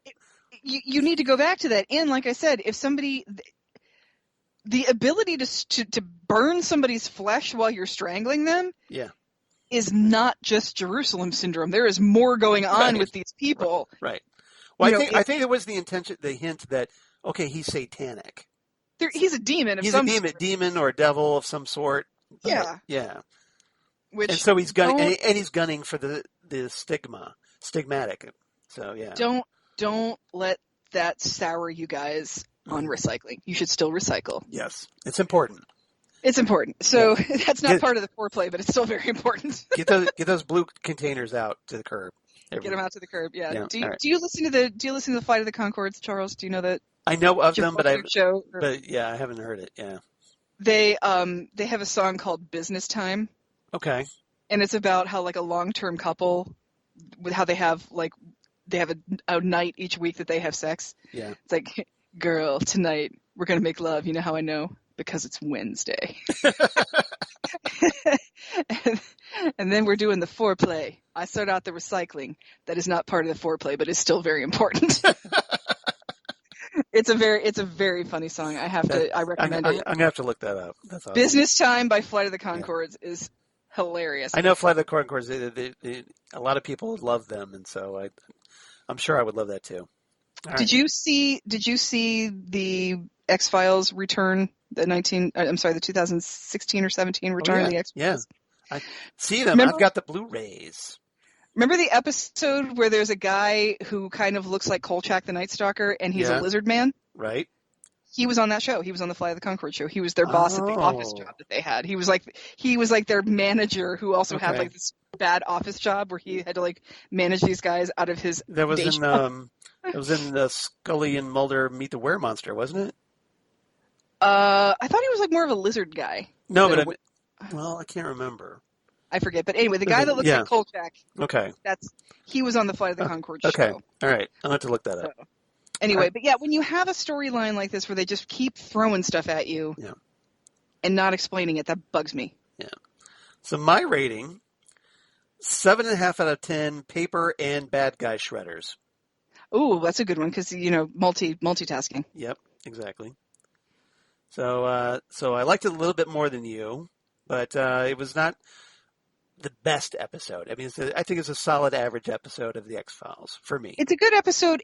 What makes it a good episode is it gives you more insight into Scully and where she's coming from. And that's why I kind of gave it a little bit higher, I think, because I really love that, we got to deep dive a little bit into her religious background, her faith, and it was more Scully-centric, which I really appreciate. I love those episodes. And I always do like a Scully-centric episode, so I think about 4 of my points go to the Scully-centric story. 2 of my points go to Kenneth Welsh. Yep. And then it loses 4 points for just bringing in story arcs and story elements that just ultimately go nowhere. I throw at least a point in for Arlie Ermy and Michael. Oh, Michael Berryman. Michael Berryman. Yeah. You got to give them points too. But it's great performances. Great concept of it being a Scully episode. Yeah. Great insight into Scully's psyche and her mental process. Just wasn't up to the execution, is what you're saying. But the story just left me cold. It knocked me out of itself. Okay. He bilocated. Wait, what? That is not. That seems to be the main sticking point you've got with this episode. Like I said, stigmatics are not bilocators as a general rule. So, you have this crazy guy. Not that we know a lot of stigmatics, but yeah. Right. And also, I need to learn a little bit more about Jerusalem syndrome, because is there an aspect of Jerusalem syndrome where you go to the Holy Land and you come back as the Antichrist? Right. Where did that come from, first of all? Mm-hmm. And how do you have frying pan hands? That flame on.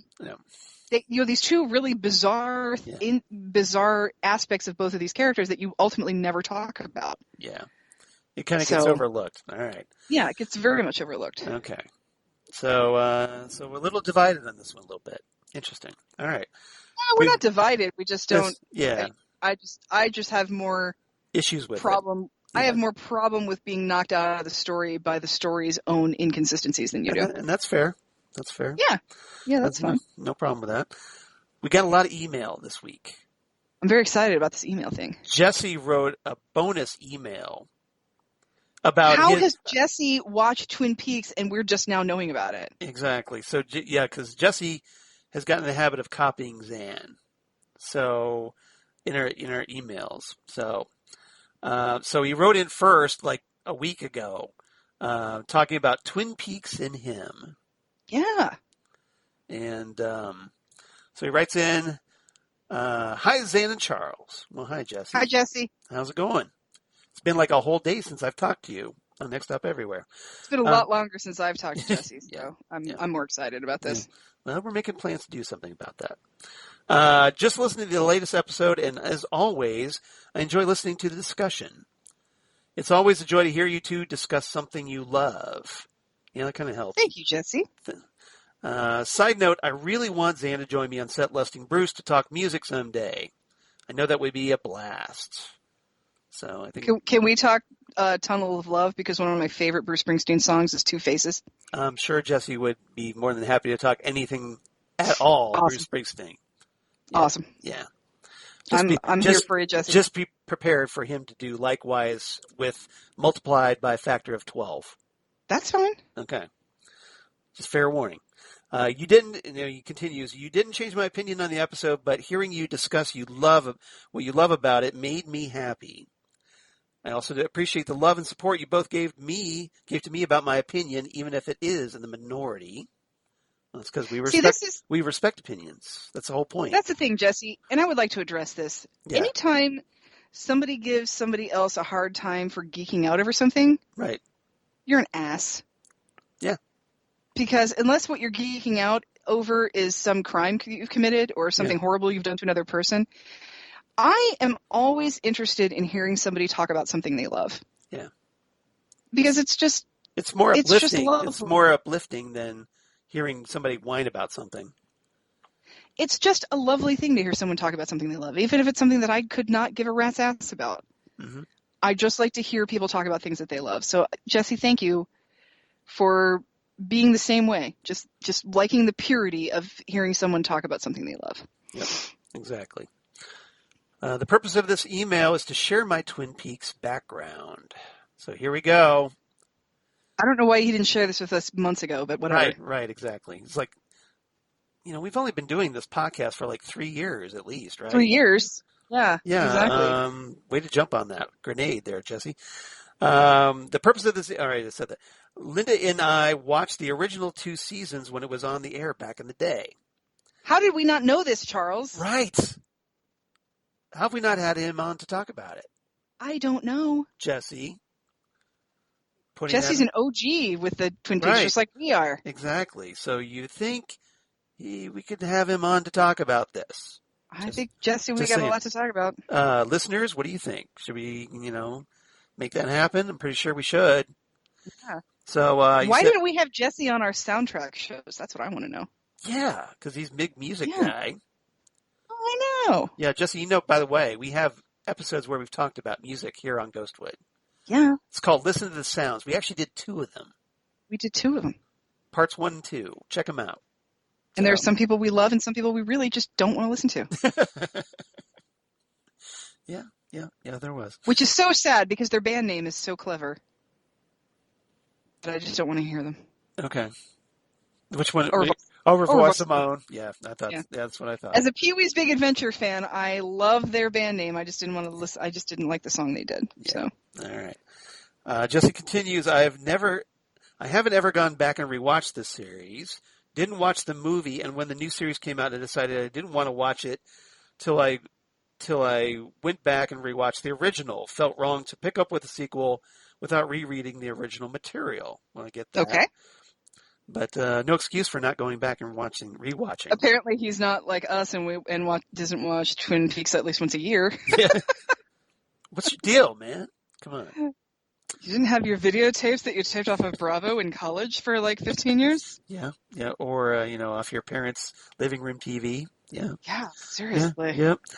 I just haven't taken the time to do that yet. It's hard to do. Because I don't know why, Jesse, there's not like there's any shows on right now. Yeah, well, he says it's hard to do, especially when Charles picks classic Doctor Who episodes that consist of 8 parts. That's not Charles's fault. That's BBC's fault. I didn't make the invasion that we just talked about here a couple weeks ago. That's Verity's fault. 8 parts. No, that was after Verity. So that was. I know. I'm just saying the concept of the Doctor Who being multiple episodes, being multiple parts. That's Verity. I'm blaming Verity. You can blame Verity, Lambert, and Sidney Newman for that. Yeah, blame them. The mom and dad of Doctor Who. Yes. That's who started this. Yeah, pretty this much. Come back next week for 5 weeks in a row. Exactly. That's a joke, of course. I loved watching the Second Doctor and Jamie in the invasion. Well, you better mind your P's and Q's, Buster. You don't know who you don't know who you do. Bueller. Ferris Bueller. Don't let me do that again.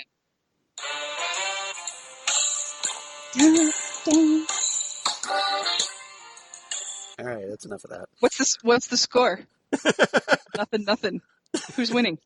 The Bears. Which is funny because baseball is on TV. Yeah, exactly. It's a great sports joke, especially making fun of people that don't know anything about sports and try to act like they do. Yeah. Yes, that's exactly. All right. I enjoyed the X-Files sample platter that you assigned to me, and I'm feeling a little sad that we only have a few more episodes to go. Well, after this one, tell me about it. We only have one. Yeah. For now, I'm going to sign off, finish my notes on the invasion, and listen to the news Springsteen single another dozen times. And I wonder why I don't have time to watch The Boys, more Twin Peaks, or the second season of Umbrella Academy. Well, so many shows. Well, stop listening to Springsteen. You got time. Enough said. Problem solved. Why would anybody stop listening to Springsteen? Well, because you got other stuff to watch. Got Twin Peaks to watch. I'm sorry. Twin Peaks over Springsteen. Well, I mean, that's me. And I'm sure that's going to make Jesse's head explode. But I mean, personally, that would be me because Twin Peaks is definitely my thing. But I'm also the person that one of my favorite channels on Sirius XM is Little Steven's channel. So. See, and again, you're going to have to go on Set Listing Bruce now. You know this, right? You've just confirmed this. You know this, right? I understand this. Okay, all right. Okay. Yes. Fair enough. Just letting you know. I mean, I've done twice, so. Ooh, what'd you talk about? We actually talked about, the first time I went on, I just talked about my musical background. Like talking all the concerts I've been to, the most notable ones, and favorite bands, etc. I talked about Twin Peaks. Believe it or not. What's your most notable concert you've ever been to? Most notable concert. Well, see, my favorite all-time concert was U2 at Cleveland Municipal Stadium during the Joshua Tree tour. It's my all-time. With the Pixies? I don't think they opened. Oh no, that was the Octung Baby tour. Never mind. Yeah. Okay. So this was 1987. So I don't think it was them. That's pretty cool. But that was my all-time favorite because it was like over 45,000 people in Cleveland Municipal Stadium. It was just this huge, That's a huge crap crowd. ton of people. Yeah. So for real. So it was fantastic. It was only my third concert ever. So nice. That's my all-time favorite. Stuff like that. Sending lots of love to my two favorite people in the known universe, Jesse Jackson. Well, thank you, Jesse. Thanks, Jesse. You rule. Yeah. So Jesse writes in again, this time about Revelations. All right, rock on. What do you got, Jesse? So he starts us off with a hymn. So, okay. That's just very quick. He says, "Would you be free from the burden of sin? There's power in the blood. Power in the blood. Would you o'er evil a victory win? There's wonderful power in the blood. There's power, wonder-working power in the blood of the Lamb." Okay. So that was the hymn. Okay. Hi, Xan and Charles. After a disappointing detour for me, our rewatch is back on track because he didn't like Humbug. Remember?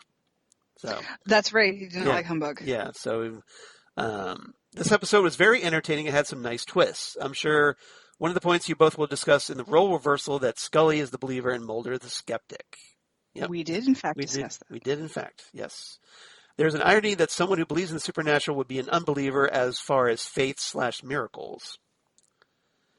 Some great guest stars. Go ahead. I'm sorry. Right. There is an irony in the fact that there's somebody who believes in a voice from the sky, but not another voice from the sky. Yeah, exactly. But a voice from the sky is exactly what you found, Dr. Arroway. Oh. You like my McConaughey impression? Yes. Wow, you pulled that one out. That was great. Thank you. Thank you very much. Wow. God, you're impressive tonight. You're on a roll tonight. That's what I do. Non sequiturs. That is my thing. You are on fire tonight. All right, this is definitely, this one's a keeper. I'm just saying. There's this girl, and she has a radio, and she talks to Pensacola, and then her dad dies, and then she becomes a radio telescope engineer, and she hears aliens, and then James Woods takes them away from her, and then Jake Busey bombs everybody, and then she goes into space. You're going to make me laugh. That is Contact, everybody. You're going to make me laugh about this stuff at 12 o'clock in the morning tonight. I know it. Oh, my God. That's fantastic.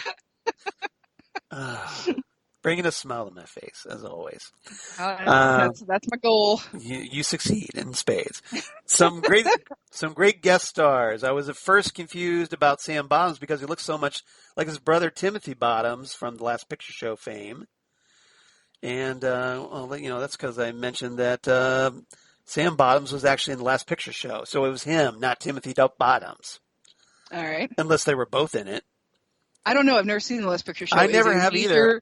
But gaping hole in my cinephileness. Yeah, mine as well. I know Sybil Shepherd's in it. Yep. I kept thinking it was Timothy. I really liked seeing Arlie Ermy in a small role. He played a great preacher. Well, not that great because, hey, he was a con man. And he died. So, Michael Berryman has made a career of playing supporting characters in horror films and in other SF shows.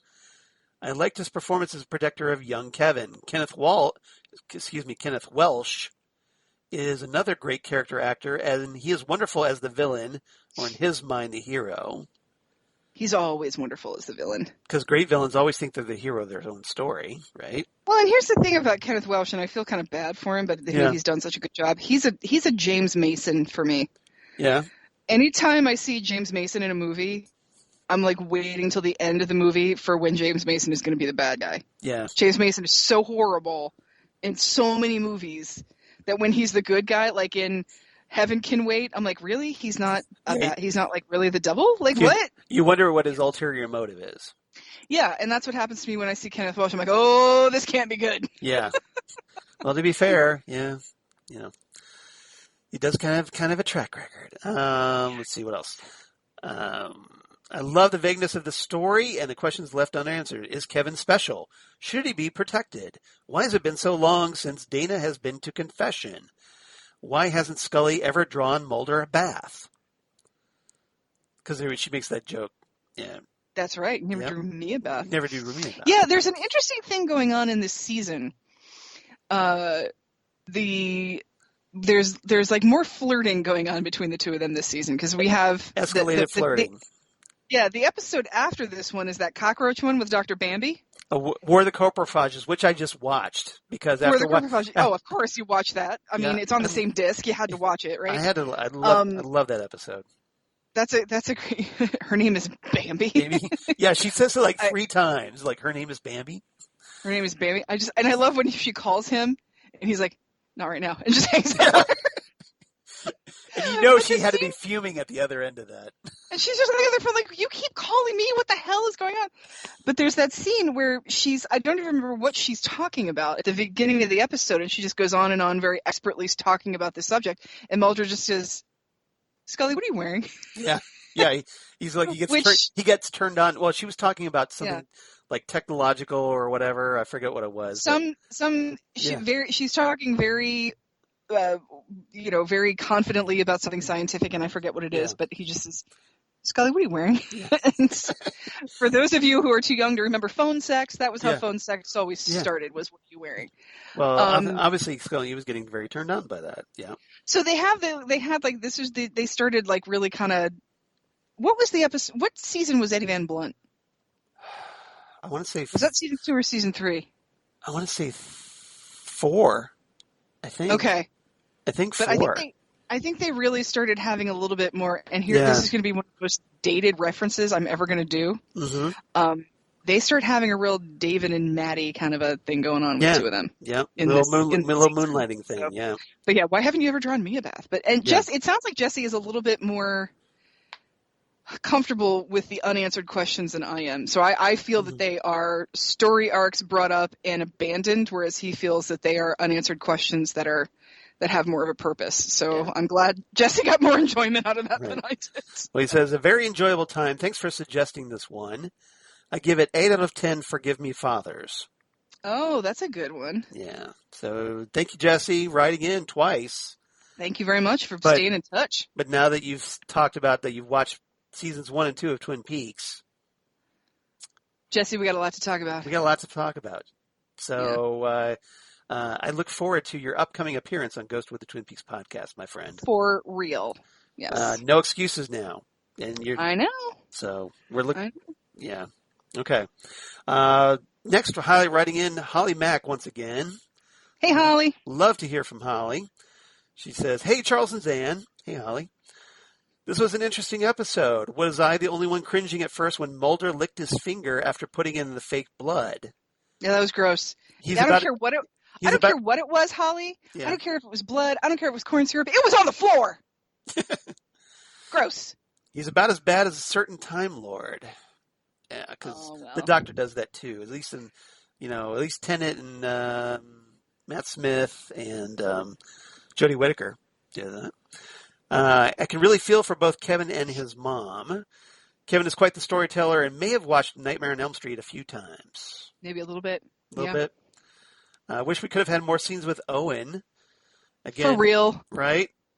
Again, I thought he killed him off a little too soon on that episode. Again, we have Mulder and Scully switching roles slightly. The ending with Scully in the confessional and doubting herself in the priest's response was perfect. Looking forward to finding out what episode we're watching next. I'll wrap it up here. Holly, the lone gunwoman from Wisconsin. Nice. Thank you, Holly. Always a delight to hear from you. Of course. And, of course, it wouldn't be an X-Files feedback without a certain DJ Nick Pizzagone. Are you going to do it again? Hell yeah, I'm going to do it again. I have to now because Nick's girlfriend... Somebody's got to make Sonia happy. If making Sonia happy makes Nick happy. A happy Sonia is a happy Nick. Happy wife, happy life. Exactly. So, by special request for Sonia, this is going out to you on the countdown. Number 25. Number 25. Here's our long distance dedication. So Nick selects a cigarette and lights up. Nick really needs to stop smoking. Right. Dude, have you had your lungs checked? Just saying. Because we're concerned about you, my friend. Dear Carlito and Alejandra. So, dear Carlito and Alejandra. Something I have loved about the X-Files is the fact that it goes beyond aliens, ghoulies, and ghosties. No. Very true. It does. It's everything unexplained. And does dedicate quite a few of its episodes to faith and the mysteries therein, and this is naturally a clear example of this. Not to mention cultisms, which was also big talk in the 90s. Oh, for sure. Just a little bit. I wonder how much notorious characters like David Koresh in the U.S. and Beasts of Satan in Italy may have influenced the idea of taking on this theme. Ooh, good question. I never thought about that. I never knew about the Beasts of Satan, so I learned something today. That's another thing, kids. If you meet somebody and they try to tell you they're the Messiah and the only way to heaven is through you and your children having sex with them, run the other way. Yeah. Because that's David Koresh right there. Run like the wind, bullseye. If a failed rock musician tries to get you into his harem because he says he's Jesus, he's not. Yeah. Yeah, go watch The Vow if you haven't. Don't even. Oh, my God. Oh, if you want to be friggin' infuriated, yeah, learn about Nexium. Yeah. And you'll be friggin' infuriated. Yeah. As a Smallville fan, yeah. Oh, it's so disappointing. As a Battlestar Galactica fan, it is so disappointing. Right. Yeah, it's just, Yeah, it's very disappointing. It's very, very sad. Very, very disappointing. All right. Jesus will not want you for his harem. Okay. Yeah. Nick goes on, says, I love this episode as it very much gives Scully a chance to shine and will be a trait which will be addressed constantly throughout the series, i.e. her faith and how she relates to it. Yep. This is like the first episode that really, explores that. But yeah, it's a pretty major character trait that's developed over the years. My MVP in this has to be Michael Berryman, as having loved him in One Flew Over the Cuckoo's Nest and The Hills Have Eyes. His performance was absolutely outstanding in this one. He's a great actor. And I read his condition, which I am not sure how to pronounce, is why he does not have fingernails. I always thought... Yeah, or eyebrows. Right. I always thought that he had maybe lost a finger in an accident or something like that. Yeah. But no, he just does not have fingernails. Yeah, it's a condition. I forget what it was, but yeah. It's something I can't pronounce, something dysplasia. The only thing I can pronounce out of it is dysplasia, and I haven't done that listening. I haven't done that thing where you can hear the definition. I might be able, if I had it in front of me, I might be able to pronounce it, at least try to. But yeah. Tangentially, if you're watching it, what did you make of Ratched? I haven't watched it yet. So the one from the Nurse Ratched from One Flew, that Netflix I haven't series. Seen it. Yeah, I haven't seen any of that. So I'm interested in it because I feel like Nurse Ratched is the sort of runaway favorite from that movie, and I believe she won the Oscar for that. Yeah, she did. Yeah, she did. So, Louise Fletcher. Yeah, Louise Fletcher won the Oscar, so I think it's a good concept to have the story, like her story, because I think everybody found themselves really liking that character. Yeah, it's kind of like giving Hannibal Lecter a TV series. Go figure, and which was amazing. Or giving Will Graham a TV series. That too. Yeah. I would have. I would love to see a. Well, that's what Hannibal was, essentially the Will and Hannibal show. It was the Will and Hannibal show, yeah, sure. Yeah. Or I mean, I think it's probably better than the. I don't know. Did you ever see Mary Riley with Julia? No, I haven't seen that one. I saw Julia Roberts. God, why couldn't I think of her name for a second there? Julia Roberts. We haven't really thought about her much since the 90s. That's fair. Oh, well, Yeah. I absolutely adore. Yeah. Julia Roberts. Aaron Brockovich. Oh, okay. Yeah, that's a good movie. I'll give you that. Well, I love revenge stories, and it's a great revenge story. So. And it's a true story, so, yeah. And, yeah, exactly. But that Mary Riley story where she is Dr. Jekyll's maid. Yeah, okay. Like the Dr. Jekyll story told by her, like how she's watching what happens with him. Her perspective, her POV. Yeah, I think this is probably much better than that because we already know and like this character a lot more. Yeah. So, but I know that Sarah Paulson stars in Ratched, and I love her on American Horror Story. There's nothing she can't do. Yeah. I love Sarah Paulson. She is fantastic. Nick gives us 8 out of 10 stigmata. Okay. And he says, "Stay wonderful, and as always, my dear friends. Yours always, Smoking Man." DJ Nick. You really should stop that. It bugs you when I do that, doesn't it? No, I mean Nick should stop smoking. Oh, I'm sorry. You were talking about my impression of Nick. No. I mean, I got a sick father, and everybody needs to stop smoking because I'm. You're sensitive to that. I'm living the consequences. Mm-hmm. Yeah. Well, I get that. I think if anybody's entitled, it's certainly you to feel that way. Mm-hmm. And hope your dad improves somewhat. He's been good. He's been staying home. The only thing he's seen outside of the house is the drive up at Swenson's and the drive through at Rally's. I mean, he's staying inside, so that's good. He's doing what he's supposed to be doing. Obviously, he's going to be very vulnerable to that right now. Oh, yes. Slightly. Yes. And so I get that. And obviously, with my own 80-year-old parents, I definitely sympathize. You get it. Yeah. I get it. Know how it works. Oh, yeah. So if you want to be like, hey, Jesse, Holly, and Nick, then please do. You should be. You want to be like all of them. Right. We're getting to the point where we can almost do like an entire podcast just with the mail, the Gmail. The Gmail. But that's okay, because that's cool. Contact us at ghostwoodpodcast@gmail.com. Ghostwoodpodcast@gmail.com. Oh, the Gmail. Oh, the Gmail. That's a catchy beat. I like it. The system is down. System is down.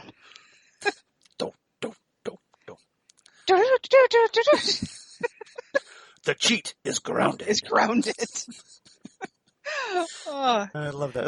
I think that's my all-time favorite. Soda. I think that's my all-time favorite Strong Bad email. No. Strong Bad Techno. It's my all-time favorite. No. That's my all-time favorite. Well, it's definitely not mine. Okay, what's your favorite? Trogdor! Oh, yeah. Well, that's up there, too, yeah. Trogdor was a man. He's the He was a dragon man. Burninating the countryside. Burninating the peasants. Yeah, that's it. Burninating all the people in the thatch roof cottages. Thatch roof cottages. Podcast soulmate, I'm just telling you. And the Trogdor comes in the night. So, yeah. Trogdor was like the greatest thing I'd ever seen. She gets me. All right. You can also reach us at Ghostwoodcast on Twitter, or Ghostwood the Twin Peaks Podcast on the Facebook. On the Twitter and the Facebook. And the Twitter and the Facebook. Or Xan, where can they reach you? On the Twitter and the Instagrams as Udanax19, and on the Facebook as Xan Sprouse. And if you want to hear me talk about Oscar-winning movies with DJ Nick, Hell yeah, you do. And you do, trust me. You want to head on over to Gold Standards, the Oscars podcast, and you can hear us do that. And that is also on the Facebook. With the DJ Nick. With the DJ. All right. Yeah. And as for me, of course, at Charles Skaggs on the Twitter, at Charles Skaggs on the Instagrams. Facebook, of course, Charles Skaggs in Hilliard, Ohio, and my blog of geeky things. Damn good coffee. And hot. Oh, what happened? Damn good coffee and hot. I got glitchy there on me for a second. Yeah. Oh, yeah. You just did the breathing, and then I couldn't hear anything else. That's okay. It'll come through on my side. So I'm the one recording. That so works. That works. Yeah. It's fine. Yeah. I can do it again if you want. By the way, Charles, the Skype was only glitchy a couple of times. Right. And I have my new super fast internet, so I'm saying that the glitching is your fault. Well, it's improved glitching. Any remaining glitching is your fault. Probably. I was kind of wondering. So I feel like the glitching has always been a co-effort, and now I'm really thinking that that's the case. Well, I appreciate that, and now I need to do something about that. Well, what do you know? No. I've been thinking I need to get rid of my, take my modem back to Spectrum anyway and say, hey, give me a better modem, you boneheads. Yeah, better modem and faster internet, jerk faces. Yeah. So, Spectrum! I'll shakes fist. Pay you, but I need it. Yeah. But, Damn Good Coffee and Hot, where I talk about all the stuff we talk about here, your Twin Peaks, your David Lynch, your X-Files, all kinds of comic book sci-fi news, and news of my other podcasts for Southgate Media, including... Deep breath. Next Stop Everywhere, the Doctor Who podcast that I do with Jesse Jackson and various special guest companions, including a certain Xan Sprouse. And occasionally DJ Nick, or occasionally Holly Mack. Yep. Noticing a trend here. I am. So please check that out. And we talk Doctor Who, Torchwood, Sarah Jane Adventures. And then, of course, the Phantom Zone podcast that I also do with Jesse, where we talk comic book TV shows. We just wrapped up. We did an Umbrella Academy Season 1 recap special, and also we did Stargirl, and talking maybe DJ Nick and I are going to be talking The Boys Season 2 here shortly. Okay. So that should be fun.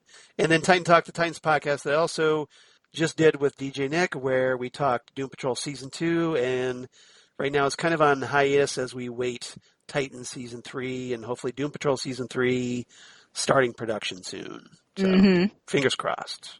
Yeah, you got some time. Yeah, we got a little wait on that one. So yep. Time for other podcasts, I guess. That's right. That's right. So everybody, thank you so much for listening. We really appreciate you guys, especially you guys writing in. So love to hear from you. Next time on Ghostwood, episode 86, as we talk Sanguinarium.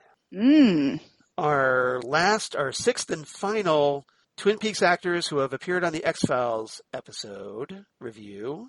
Yep. So this is it, the last of the X-Files. This time we're going to be talking Sanguinarium, which features Richard Beymer, who, of course, is known to Big Ben. us Twin Peaks aficionados as Benjamin Horne, Brother Ben. brother to Jerry. Father to Audrey and Johnny. Grandfather to Richard. I think I'm high. Yes. Jerry, what are you doing here? Grandfather to Richard. Grandfather Richard. Paramour at one time to Donna Hayward's mom. Former husband to Sylvia. Possible paramour to Ashley Judd. Yeah. Maybe. Beverly, yeah. Yeah. Well, You never know. yeah, considering how her husband was declining, I'm going to put money on that. Yeah, I think maybe something. Anyway. But although Ben was pretty resistant there for a while. Ben, there's some glimmer of good in Benjamin Horne. I think he needs to start the carrots back up again. I was going to say, maybe he's munching a few carrot sticks before he said that. But Maybe he's doing carrot sticks off screen, I Yeah. think is the deal. So, anyway, we're going to be talking Richard Berryman in 2 weeks. So, Sanguinarium, I know everybody's been loving our X-Files episodes. I know I've loved talking. It's been fun. It's been a lot of fun. So, we'll see what happens after that. But we've got some plans after what we're going to do, and we'll reveal those next episode because we're going to make you wait for it. I see plans within plans, Charles. Mm-hmm. I see You behind them. I see 2 great houses. House Skaggs, House Sprouse. All right, so everybody thinks Neither of us really wants the Duke's son killed, though. We're much more pacifistic than that. We'll have somebody else do it. So Yeah, that's a job for the Guild. The Guild can deal with that. they've got assassins, that's what make them work for a living. Yeah. All right, so everybody, thank you so much for listening. We'll see you next time. Ghostwood 86 Sanguinarium. It's going to be a blast, just as tonight was. We'll see you next time right here on Ghostwood, the Twin Peaks podcast. Goodbye, everybody.